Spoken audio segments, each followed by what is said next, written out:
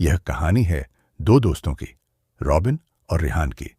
दोनों को पुरानी और रहस्यमयी जगहों पर जाने का बहुत शौक था, लेकिन एक रात उनके शौक ने उन्हें मौत के करीब खड़ीडिडीहा कर दिया। सुनसान हवेली का बुलावा शहर से दूर पहाड़ियों के बीच एक पुरानी नीलगिरी हवेली थी।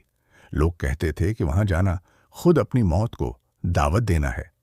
रेहान, जो स्वभाव से थोड़ा निडर था, उसने रॉबिन से कहा, भाई, अगर हमने आज रात उस हवेली में कदम नहीं रखा तो हमारी एडवेंचर लाइफ अधूरी रह जाएगी। रॉबिन का मन कुछ ठीक नहीं था, पर वह अपने दोस्त को अकेला नहीं छोड़ना चाहता था। आधी रात का सन्नाटा रात के ठीक 12 बजे थे। जब वे हवेली के मुख्य दरवाजे पर पहुंचे तो सन्नाटा इतना गहरा था कि उनके कदमों की आवाज भी गूंज रही थी। जैसे ही उन्होंने अंदर कदम रखा, तापमान गिर गया। अचानक कमरे की हवा बर्फ जैसी ठंडी हो गई। अजीब आवाजें, ऊपर की मंजिल से किसी के भारी कदमों से चलने की आवाज आई। रोशनी का खेल, उनकी टॉर्च की रोशनी बार बार झपकने, फ्लिकर लगी। रॉबिन ने घबराकर कहा, रेहान, चलो यहां से निकलते हैं, मुझे कुछ ठीक नहीं लग रहा। रेहान हंसा, पर उसकी हंसी तब गायब हो गई जब उसने पीछे मुड़कर देखा। रॉबिन वहां नहीं था। साय का खेल। रेहान चिल्लाया, रॉबिन, ये मजाक बंद करो। लेकिन जवाब में सिर्फ उसकी अपनी आवाज गूंजी। तभी उसे पास के एक बड़े आईने में कुछ दिखा। आईने में रॉबिन खड़ा था, लेकिन हकीकत में उसके पीछे कोई नहीं था। आईने वाला रॉबिन धीरे से मुद्दा। उसकी आंखें पूरी तरह से काली थीं और वह रेहान की तरफ हाथ बढ़ा रहा था। रेहान के पसीने छूट गए।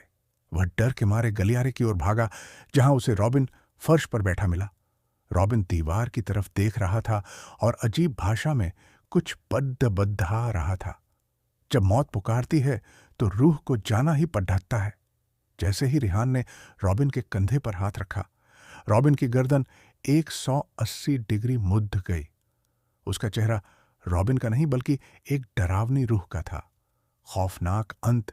रेहान चीखता हुआ मुख्य दरवाजे की तरफ भागा, लेकिन वहां कोई दरवाजा नहीं था, सिर्फ एक बंद दीवार थी। पीछे से उसे रॉबिन की असली आवाज सुनाई दी, जो कहीं गहराई से आ रही थी। रेहान, मुझे बचाओ, मैं बेसमेंट में बंद हूं। रेहान समझ गया कि जो उसके सामने खड़ी डिधा है वह उसका दोस्त नहीं है।